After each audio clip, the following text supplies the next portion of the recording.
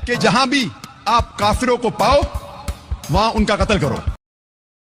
आजकल देश में ज़्यादातर जय भीम तो मुस्लिम दलित भाई भाई के नारे लगाया जा रहा है। तो आइए जानते हैं कि डॉक्टर भीमराव अंबेडकर मुसलमानों के बारे में क्या ख्याल रखते थे।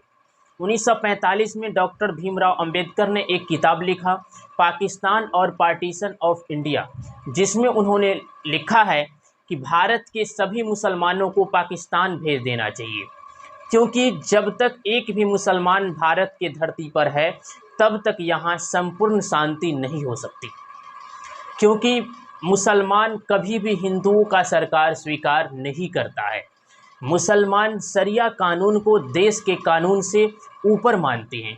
इसलिए डॉक्टर भीमराव अंबेडकर ने पाकिस्तान के सभी हिंदुओं को भारत में आने की सलाह दिया था, क्योंकि 1947 में पाकिस्तान में दलितों की संख्या 14% था, लेकिन आज 1% है। सोचिए वो सारे कहाँ गए? या तो मार दिया गया, या तो भगा दिया गया, या उसे मुसलमान बना दिया गया। और आज हम हिंदू मुस्लिम भाई भाई के झुनझुने बजा रहे हैं। तो कुछ लोग सेक्युलरिज्म की बात कर रहे हैं।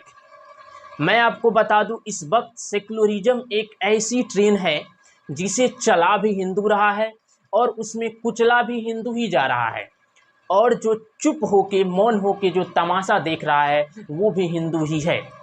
कुल मिलाकर सेक्युलरिज्म एक षड्यंत्र है जिससे हिंदुओं को विभाजित करने का काम किया जा रहा है।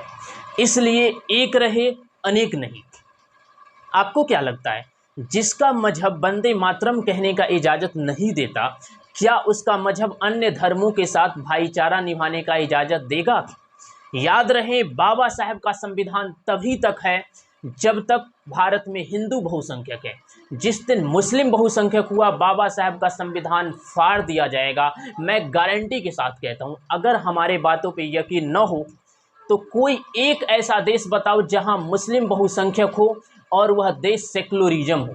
इसमें गलती हिंदुओं की ही है, क्योंकि हिंदू बन जाता है जाट, हिंदू बन जाता है गुजर, हिंदू बन जाता है बनिया, हिंदू बन जाता है तेली, हिंदू बन जाता है यादव, हिंदू बन जाता है पंडित, और इसी बात का फायदा वो उठाते हैं।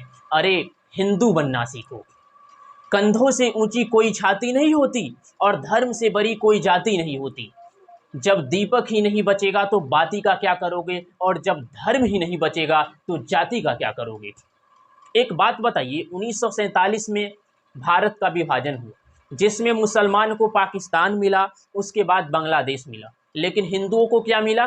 धर्मशाला। हमारे पूर्वज छत्रपति शिवाजी महाराज, महाराणा प्रताप, पृथ्वीराज चौहान, ऐसे तमाम शासक बाबर, औरंगजेब जैसे लुटेरों से लड़ रहे थे, और आज हम उनके वंशजों से लड़ रहे हैं। तो फिर 1947 में भारत का विभाजन करके क्या फ़ायदा मिला? हिंदू जातिवाद में बट के अफगानिस्तान छोड़ा, पाकिस्तान छोड़ा, बांग्लादेश छोड़ा, कश्मीर छोड़ा। कभी एक बात सोची है कि भारत छोड़ के कहाँ जाओगे? इसलिए जात पात की करो विदाई और हिंदू हिंदू भाई भाई। ये हिंदुओं की आखिरी पीढ़ी है जिसे हिंदुत्व के लिए लड़ने का मौका मिलता है, वरना आने वाली पीढ़ी को केवल भागने का मौका भी नहीं मिलेगा। हिंदुओं की सबसे बड़ी प्रॉब्लम क्या है पता है? हिंदू चाहता तो है कि भगत सिंह पैदा हो और बलिदान भी हो, लेकिन अपने यहाँ से नहीं, पड़ोसी के यहाँ से। याद रहे, जब जब हिंदुओं की संख्या घटी है तब तब देश बटी है।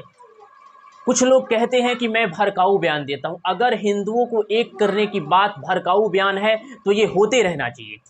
डॉक्टर भीमराव अंबेडकर ने कांग्रेस से इस्तीफा देते हुए लिखा है कि नेहरू सरकार दलितों को अनदेखी कर केवल मुस्लिमों के हितों की बात कर रही है, इसलिए मैं कांग्रेस से इस्तीफा दे रहा हूं। लेकिन दुर्भाग्य, यह सच आज तक छुपाया गया। केवल जय भीम के नारे लगाने से कुछ नहीं होगा।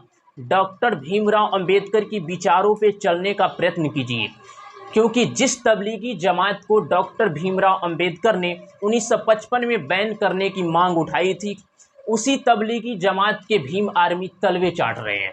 हिंदू कटने को तैयार है, मिटने को तैयार है, पलायन होने को तैयार है, लेकिन संगठित होने को तैयार नहीं है। हिंदू अफगानिस्तान, पाकिस्तान, बांग्लादेश, कश्मीर से भगा देने के बाद भी इतिहास से सबक सीखने के लिए तैयार नहीं है। ये कैसी विडंबना है। हिंदू कश्मीर भी भूल गया, पालघर भी भूल गया, बंगाल भी भूल गया, मेवात भी भूल जाओगे। और यही बुजदिली उनकी ताकत है जो तुम्हारी पतन का कारण बनेगी। इसलिए जातिवाद में मत उलझो, एक रहो अनेक नहीं, और गर्व से कहो हम हिंदू हैं।